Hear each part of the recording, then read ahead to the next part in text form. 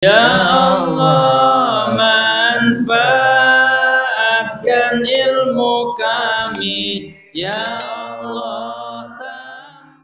A'udzu billahi minasyaitonir rajim.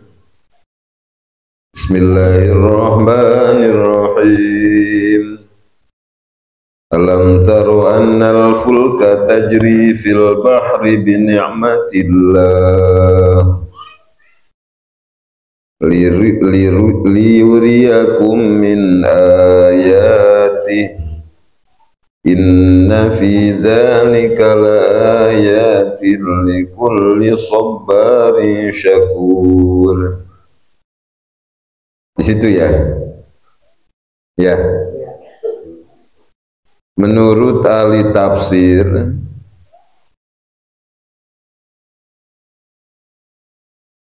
asbabun nuzul musyrikin Makkah, terutama Ikrimah bin Abi Jahal,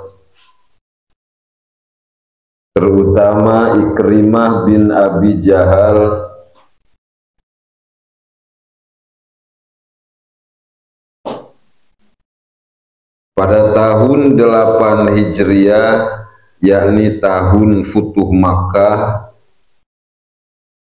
Pada tahun 8 Hijriah, yakni tahun Futuh Makkah,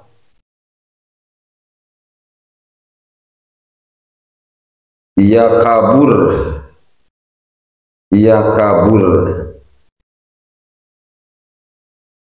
sambil membawa barang dagangan dan berhala,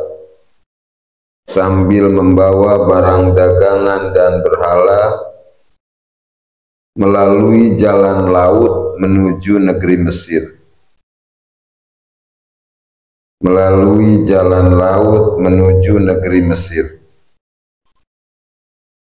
Di tengah perjalanan laut datanglah angin dan badai.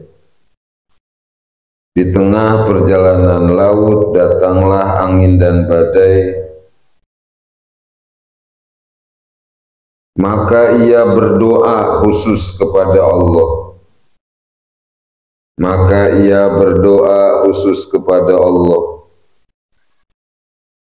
Dan berjanji akan masuk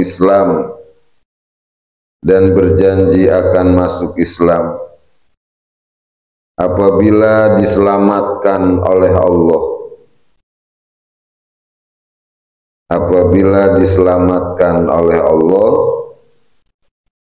Akhirnya ia kembali ke negeri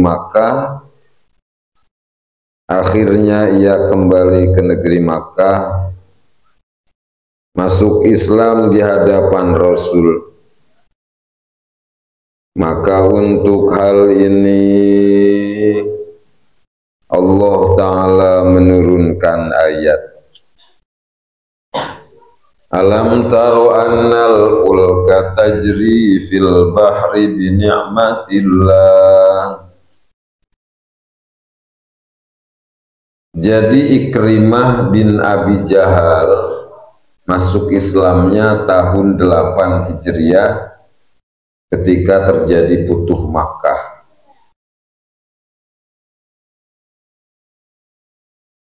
Alhamdulillah tahun 8 Hijriah itu Rasul dengan para sahabat dengan mudah menguasai negeri Makkah. Tidak ada perlawanan yang berarti dari musyrikin Makkah.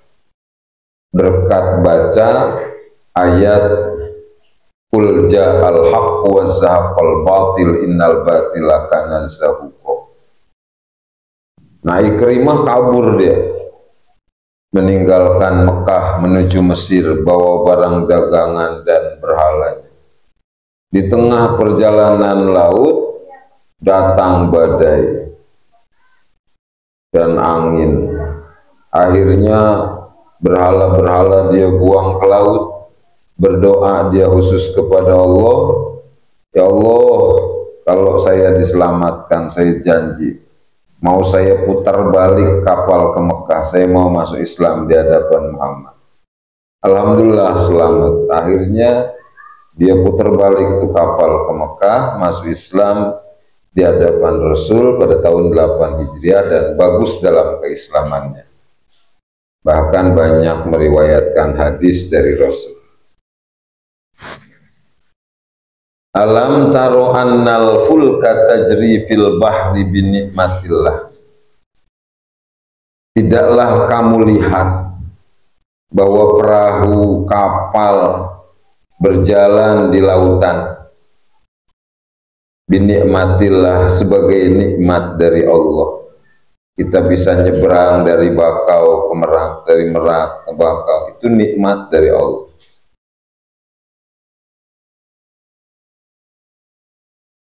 Sehingga para pedagang dari Lampung bisa jual barang dagangannya ke Jawa, dari Jawa bisa jual barang dagangannya ke Lampung. Kita dari Lampung bisa silaturahmi ke Jawa, dari Jawa bisa silaturahmi ke Lampung. Nikmat dari Allah. Harus kita syukuri, jangan kita kufuri. Liyuriyakum min ayatihi.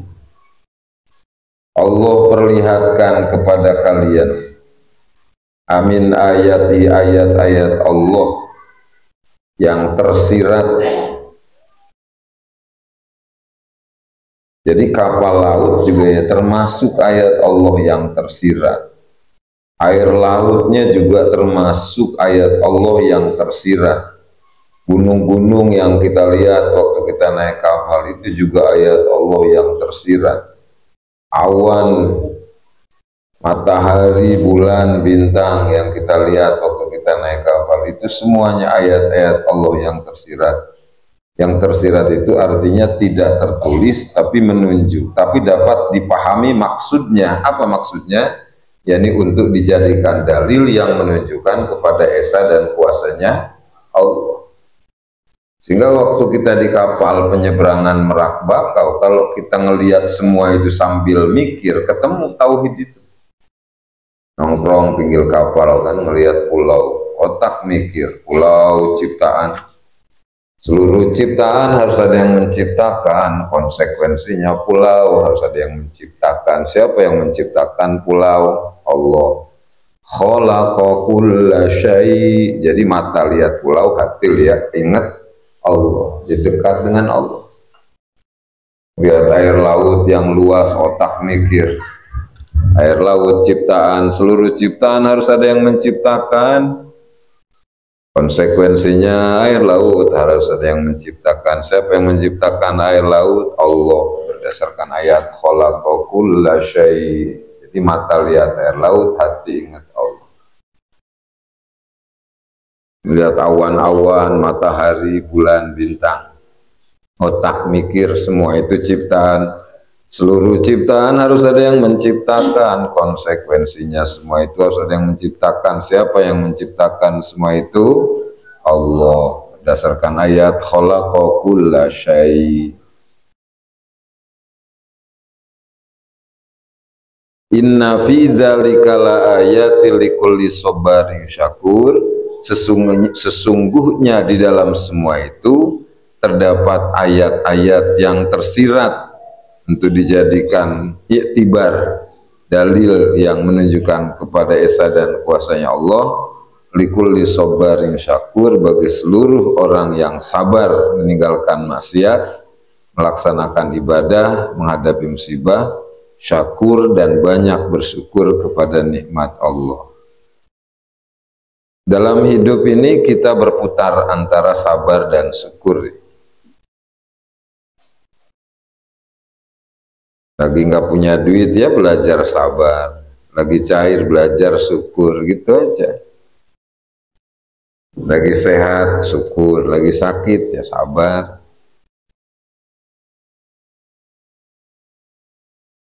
Baina wa baina, ay baina sabri wa syukri. Wa iza ghasyahum maujum kadzulal, wa idza ghasyahum maujum kadzulal, apabila si brengsek Ikrimah bin Abi Jahal perahunya dihantam oleh ombak besar, Kadzulal, saking besarnya ombak itu sampai-sampai seperti gunung. Da'awullah, maka si brengsek Ikrimah bin Abi Jahal berdoa kepada Allah, mukhlisina lahuddin, khusus kepada Allah dalam berdoa. Dia buang berhala-berhalanya ke laut.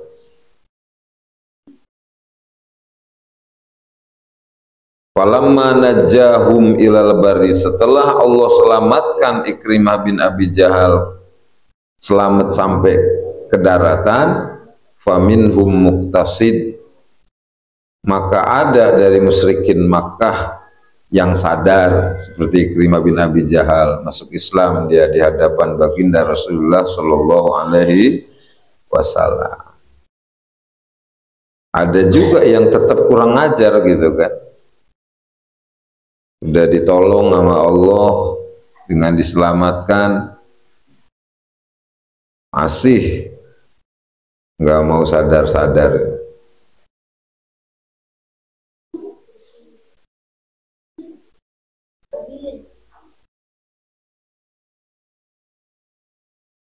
Ada bacaan-bacaan yang seyogia kita baca ya untuk keselamatan dalam perjalanan laut.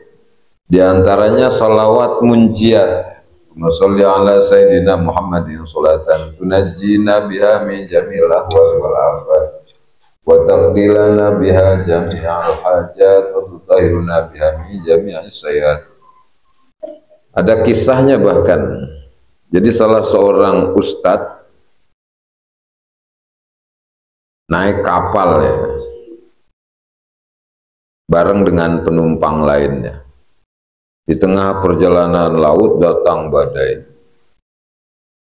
Penumpang panik. Pada pakai baju pelampung semua. Si ustadz itu ngantuk, dia tidur, mimpi ketemu dengan Rasul. Kata Rasul, Ustadz, baca olehmu dan ajak penumpang ikut baca sholawat munjiat. Bangunlah si ustadz kan dari tidurnya, langsung dia ngajak para penumpang supaya bareng-bareng baca sholawat munjiat. Alhamdulillah selamat.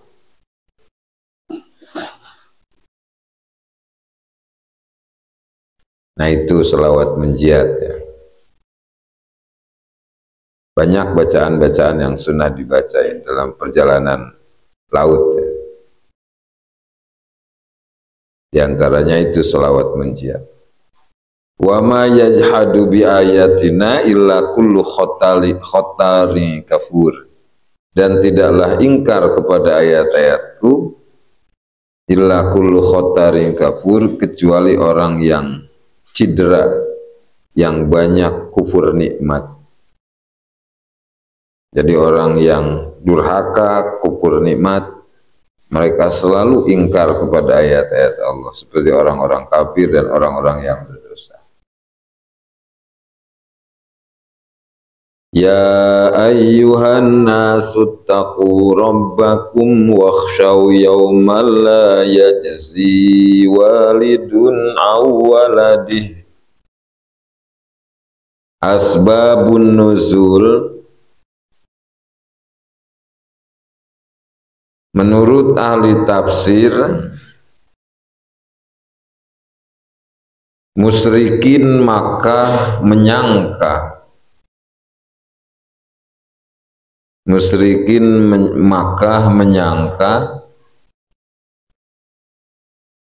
bahwa di hari kiamat dapat saling tolong menolong,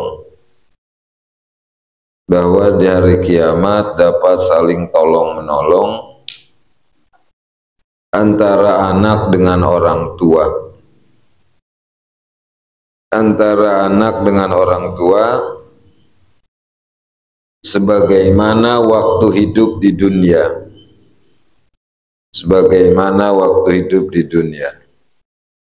Maka untuk hal ini Allah Ta'ala menurunkan ayat, Ya ayyuhan nasu taqu rabbakum. Jadi kata Abu Jahal, Nadur bin Haris, Walid bin Mughirah tenang aja. Kalau memang benar ada hari kiamat, hari pembalasan, mereka nggak percaya kan adanya hari kiamat. Jadi kata Abu Jahal, kalau memang benar adanya hari kiamat, hari pembalasan, tenang aja, nanti kita saling tolong menolong. Anak bisa nolongin orang tua bisa nolongin anak. Sebagaimana kita di dunia. Walaupun kita kafir, bisa kita saling tolong menolong nanti, kata Abu Jahal. Dibantah oleh Allah dengan diturunkan ayat ini. Ya ayyuhan nas, wahai manusia, ittaqu rabbakum, takutlah kalian kepada Allah Tuhan kalian. Dalam ayat ini Allah nyuruh kepada kita takwa kepada Allah. Takwa itu ada 3. Pertama takwa awam, tarkus syirki, tidak menyekutukan Allah. Asal ada tauhid aja, tidak menyekutukan Allah. Walaupun belum mau sholat, walaupun belum mau puasa, sudah ada nilai takwa. Sehingga ada harapan untuk bisa masuk surga, walaupun mampir dulu ke neraka. Kedua, takwa khawas, imtisalu awamirillah wajtinabu nawahi, melaksanakan perintah Allah, meninggalkan larangannya. Nah ini yang cakep, ini takwa khawas, langsung ya, langsung masuk surga, nggak mampir dulu ke neraka. Ketiga, takwa khawasil khawas, tarku masiwallah ilallah, meninggalkan perkara yang selain Allah, hanya kembali kepada ini tingkat atas, ini para wali, para arifin, para nabi, cepat masuk surga. Wakhshaw yaumal la yajzi, kalian juga harus takut hari kiamat, di mana pada hari kiamat la yajzi walidun awwaladih, bapak nggak bisa nolong anak, wala mauludun huwa jazin an walidih, anak gak bisa nolong bapak syai'an, sedikit pun. Jadi di hari kiamat anak gak bisa nolong bapak, bapak gak bisa nolong anak. Masing-masing udah buru-buru mau mikirin orang, mikirin diri sendiri juga walahan. Tapi ayat ini dimahmulkan kepada salah satunya kafir atau dua-duanya kafir gitu. Ya. Jadi anak kafir, bapak kafir, nggak bisa mereka saling tolong menolong nanti di hari kiamat.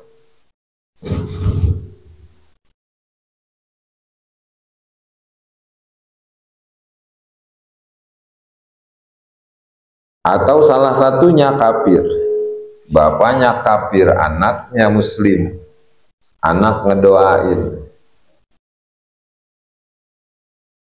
supaya bapaknya masuk surga, nggak bisa.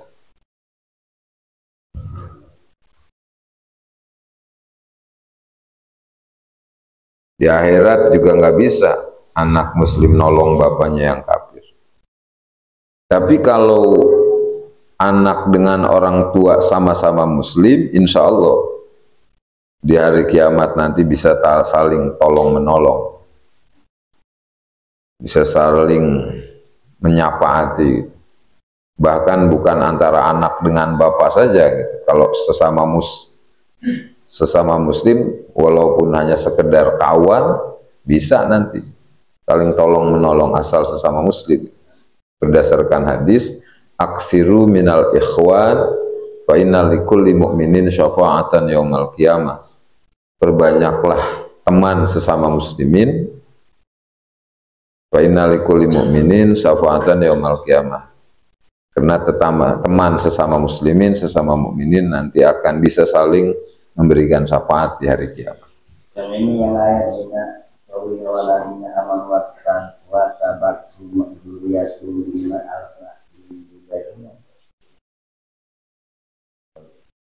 oh iya,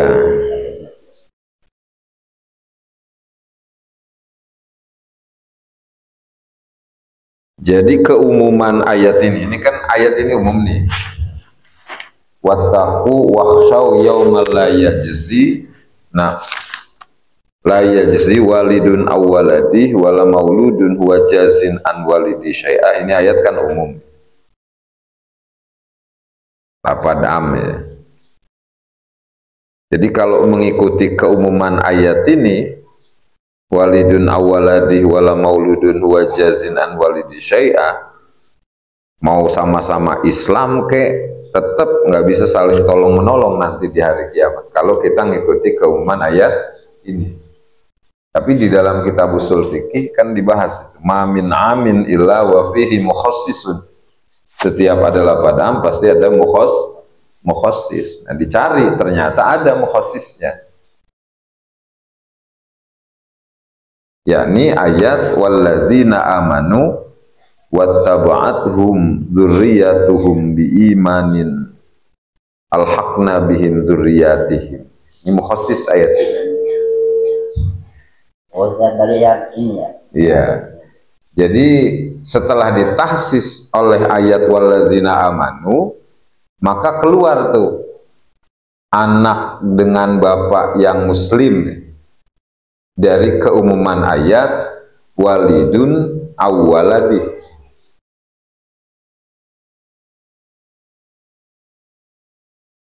Keluar dari keumuman ayat walidun an waladi. Jadi ba'dul baqi ba'da tahsisnya walidun an waladi itu kalau anak bapak kafir dua-duanya atau anak bapak kafir salah satunya. Nah, itu nggak bakalan bisa ngasih syafaat. Inna wa'dallahi haq, sesungguhnya janji Allah itu benar. Fala taghurrannakumul hayatud dunya, jangan kalian tertipu oleh kehidupan dunia sampai-sampai meninggalkan sholat, nggak mau masuk Islam karena tertipu oleh kehidupan dunia. Dan ternyata bukti firman Allah, fala taghurrannakumul hayatud dunya, mereka yang nggak sholat, mereka yang nggak puasa karena tertipu oleh kehidupan dunia.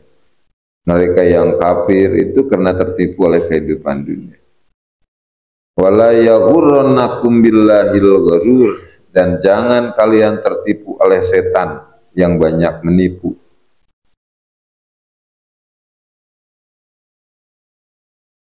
Dijual oleh setan asma Allah, sifat Rahman Rahimnya. Udahlah, kata setan, ngebisikkan ke dalam hati itu setan. Allah Rahman Rahim ini, lu kan sering baca tuh Bismillahirrahmanirrahim. Ngebisik tuh setan ke dalam hati. Walaupun lu nggak sholat juga pasti lu masuk surga. Allah Rahman Rahim. Rahman Rahim. Buktinya tuh mereka si Teguan, si Tongsun, nggak sholat, menyekutukan Allah, dikasih rizki oleh Allah, kaya-kaya mereka. Itu bukti itu Rahman Rahimnya Allah. Nah, buktinya lu juga jarang sholat kan, dikasih rizki sama Allah, lancar usaha.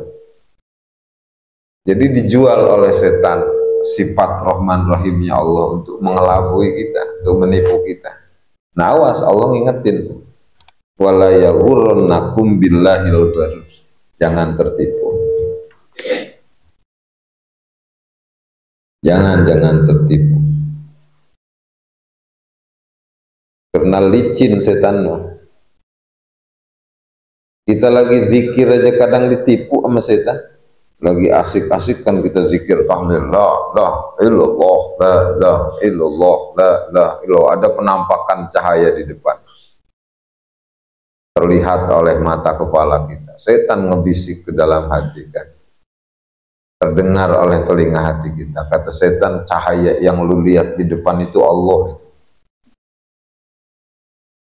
Nah, awas, jangan tertipu. Wala yaghurrannakum billahil gharur. Harus kita bantah. Katakan kepada setan, bukan, itu bukan Allah. Bisik lagi kan setan, lu itu dikasih tahu ngotot lagi. Kalau itu bukan Allah, siapa dong cahaya yang lu lihat itu? Katakan kepada setan, itu adalah cahaya kalimat la ilaha illallah yang kita baca. Itu adalah cahaya zikir yang kita baca. Karena kalimah-kalimah Allah mah semuanya bercahaya. Ya, baik la ilaha illallah, subhanallah, alhamdulillah, itu bercahaya semua. Kita lagi dibuka hijab tuh, sehingga melihat cahaya la ilaha illallah yang kita baca. Terus kata setan lagi, siapa kalau begitu Allah itu? Dan bagaimana lu itu Allah itu kalau udah dikasih tahu lu ngeyel? Katakan lagi kepada setan, la ya'rifullaha illallah. Tidak ada yang tahu kepada zat Allah kecuali Allah. Dan saya nggak harus tahu zatnya seperti apa. Yang harus saya tahu adalah ciptaan dan sifatnya. Karena untuk di dunia ini baru Allah perlihatkan ciptaan dan sifatnya kepada kita. Untuk di dunia ini, ciptaannya itu pepohonan Allah perlihatkan kepada kita. Gunung, laut, awan, bulan, bintang. Diri kita Allah perlihatkan kepada kita ciptaan. Sifatnya terlihat oleh kita di sekeliling kita. Allah perlihatkan. Di matahari ada sifat kudroh irodahnya Allah, di bumi, di gunung, di laut. Kalau untuk zatnya belum Allah perlihatkan kepada kita di dunia. Allah udah ngasih tahu dalam Al-Quran, la tudrikul absar wa huwa yudrikul absar wa huwa latiful khabir. Dan dalam ayat lain, la taroni. Tapi insya Allah di surga nanti baru akan Allah perlihatkan kepada kita zat. Allah janji, wujuhu yawma idzin nadira ila rabbiha nadira. Jadi harus kita bantah ke setan. Banyak nipu dia, gurur. Innallaha indahu ilmu sa'ah. Tapi kalau setan kadang-kadang kan orang nggak sadar, tapi dunia ini yang jadi masalah. Dunia ini yang jadi masalah, yang bukan dunia yang dari ini. Kalau sebenarnya boleh di dunia ini. Wala taghurrannakumul hayatud dunya. Nah, jadi untuk supaya tidak tertipu oleh kehidupan dunia, caranya harus melihat akhir. Jangan ngelihat awal. Tadi kan Allah ngingetin ya, wala taghurrannakumul hayatud, jangan kalian tertipu oleh kehidupan dunia. Nah, supaya nggak tertipu oleh kehidupan dunia, jangan ngelihat awal, tapi harus ngelihat akhir. Mereka-mereka yang tertipu oleh kehidupan dunia itu semuanya karena melihat awal. Karena dunia ini awalnya memikat memang. Memikat hati. Seperti motor yang baru keluar dari dealer NMAX. Waduh, awalnya memikat hati. Sehingga pada pengen kita beli NMAX kan. Tapi ujung-ujungnya, akhir-akhirnya jadi apa? Jadi rongsokan. Iya. Mobil Fortune waktu keluar dari dealer, waduh, indah dipandang mata. Memikat hati, pada pengen gitu kan. Tapi ujung-ujungnya jadi apa? Jadi rongsokan. Baju batik, baju sutra, kain sutra. Awalnya memikat BHS itu. Ujung-ujungnya tapi akhirnya jadi apa? Sampah. Makanan, hamburger yang mahal-mahal. Awalnya memikat, disimpan di lemari kaca, dikasih lampu, dijual di toko supermarket. Memikat, pengen beli gitu kan. Ujung-ujungnya jadi tai. Jadi kalau kita lihat awal, ketipu kita. Ya, mati-matian kita ngebelain dunia sampai nggak sholat, nggak pengajian. Karena pengen punya fortune, pengen punya enak. Tapi kalau kita ngelihat akhir, insya Allah nggak ketipu. Kalau kita ngelihat akhir malah nggak pengen-pengen amat gua main, ujung-ujungnya menjadi rongsokan kan, jadi nggak ketipu kita kan. Waktunya sholat kita rajin sholat, waktunya pengajian kita nggak pengen-pengen amat gua fortune, ujung-ujungnya menjadi rongsokan, ujung-ujungnya menjadi rongsokan. Orang makan hamburger nggak pengen-pengen amat, ujung-ujungnya mah sama jadi tai, terwajib ada harus samput bahkan lebih bauan hamburger ini. Ya seperti itu caranya, jangan melihat awal tapi harus lihat akhir supaya nggak ketipu oleh dunia. Makanya Rasul kan pernah ngajak sahabatnya jalan-jalan ke tempat sampah.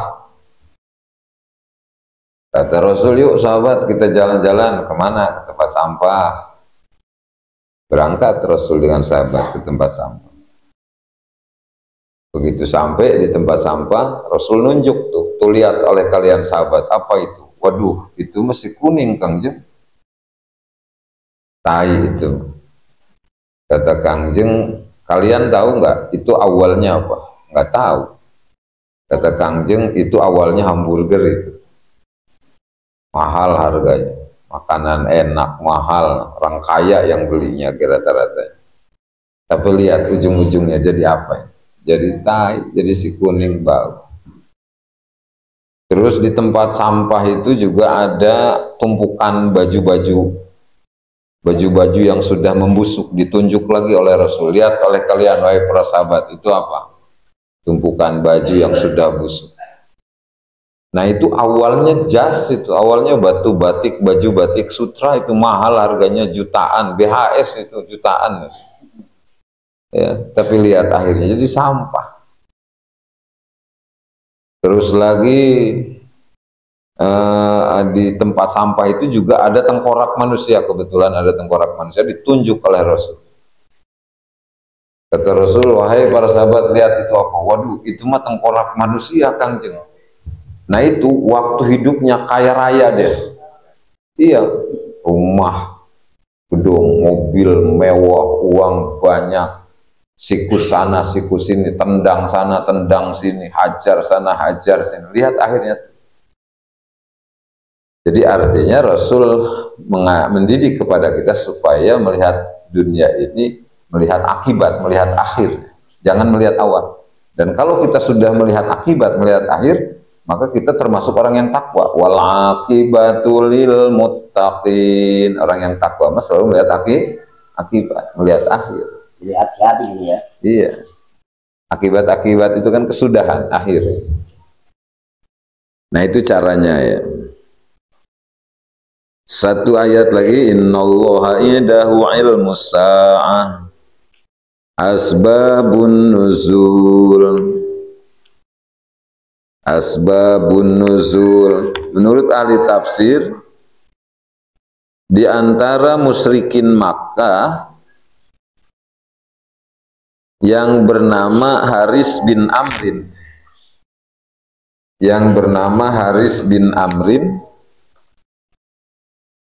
bertanya kepada Rasul tentang 5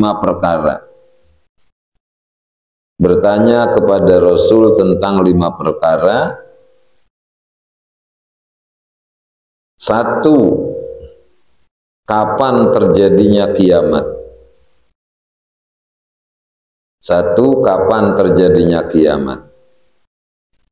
Kedua, kapan turunnya hujan?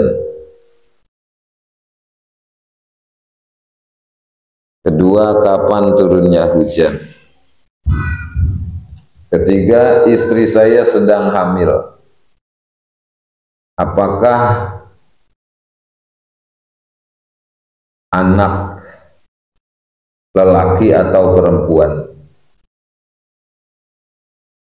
Istri saya sedang hamil, apakah anaknya lelaki atau perempuan? Keempat, bagaimana nasib saya di hari esok?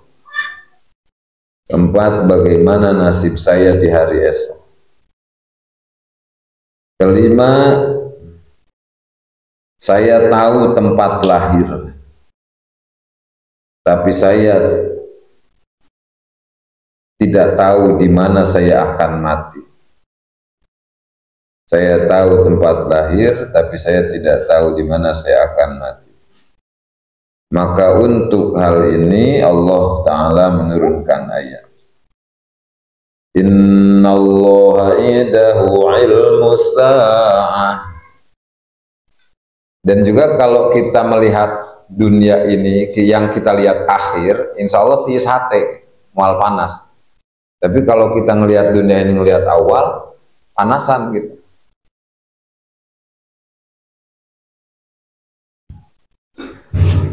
Innallaha indahu ilmus sa'ah.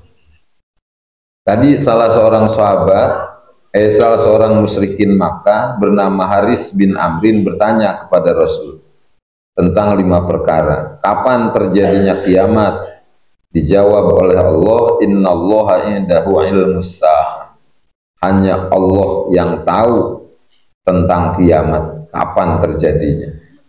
Dirahasiakan oleh Allah, tidak ada yang tahu persis kejadian kiamat kecuali hanya Allah. Terus pertanyaan Haris bin Amrin nomor kedua, kapan turunnya hujan? Wa ma tadri nafsum madza taks. Kata dijawab oleh Allah, wa yunzilul ghais. Wa yunzilul ghais. Hanya Allah yang tahu persis kapan turunnya hujan.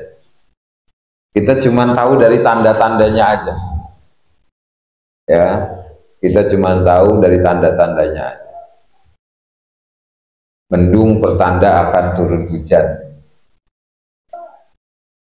Sehingga asal terjadi mendung, maka hati kita menyangka bahwa akan turun hujan. Karena mendung pertanda akan turun hujan. Tapi kadang nggak hujan kan? Mendungnya mah ada, hujannya nggak ada. Cuman memang kebanyakannya kalau udah mendung itu, kebanyakannya hujan. Itu tanda-tanda bangsa adat. Tanda-tanda bangsa adat, ciri-ciri bangsa adat. Adat kebiasaan, hukum adat jatuhnya. Nah kiamat juga memang nggak ada yang tahu persis kecuali, tapi Allah ngasih tanda-tanda gitu. Tanda kiamat sugro, tanda kiamat sugro udah banyak malah sekarang. Tatawulul bunyan, rumah menjulang tinggi mencakar langit itu udah tanda. Inikasul amri sudah serba terbalik. Zahrofatul masajid, warga berlomba-lomba membangun fisik masjid. Ada tanda kiamat kubro, ya tinggal kita nunggu. Keluar Imam Mahdi, keluar Dajjal, keluar turun Nabi Isa dari langit kedua, keluar Ya'juj wa Ma'juj, terbit matahari dari ufuk sebelah barat, keluar asap dengan angin dari arah jihad Yaman, dan diangkat Quran ke langit, Hajar Aswad ke langit, dihancurkan Ka'bah oleh orang kafir, keluar api dari negeri Aden. Tapi ini ada informasi mau gelap 3 malam. Kapan? Nanti ini apa tsunami tsunami itu. Di luar kan udah terjadi gunung meletus di bawah laut itu ini kemarin.